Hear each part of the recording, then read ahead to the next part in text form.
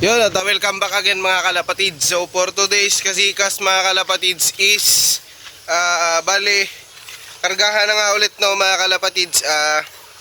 Yan, may dala na tayong yung DIY training box natin na ginawa natin. So bali ngayon mga kalapatids is kakarga tayo, papadala tayo kay na Boss Mapi no ng ibon. So bali, dalawa na lang yung ikakarga natin, old bird tsaka dalawang old bird. So si white grizzle natin yung malapit na nung mag-recover sa kanyang sugat.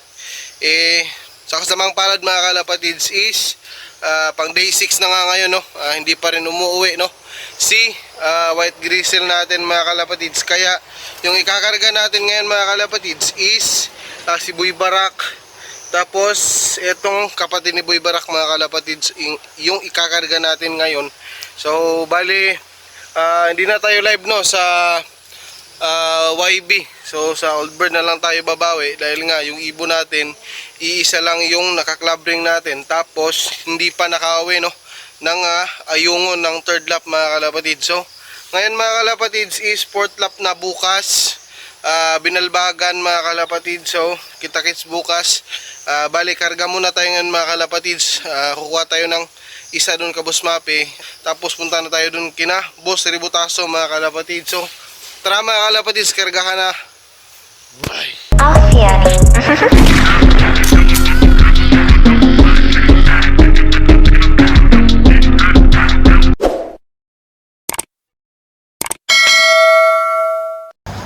Yan, bali, andyan na nga sa loob ng training box natin si Boy Barak tapos itong kapatid niya. Yan o, halos magkakaprehas ng kulay. Medyo dark lang to si Boy Barak mga kalapatids no. Yan o. Yan, so di pa ma-focus mga kalapatids. Ayan silang dalawa dyan.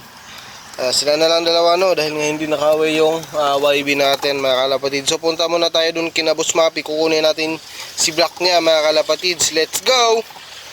Bye! So yan mga kalapatids, bali andyan na nga lahat yung ibon natin.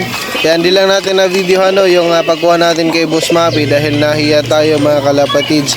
Kasi ang daming babae doon mga kalapatids. So yan mga kalapatids, bali papadala na namin to. So yan mga kalapatids, nakuha na nga ni Boss Mapi after 3 hours mga kalapatids. Ayan, nandyan na nga siya no sa loading station mga kalapatids. Ayan, nandyan na yung ibon natin mga kalapatids.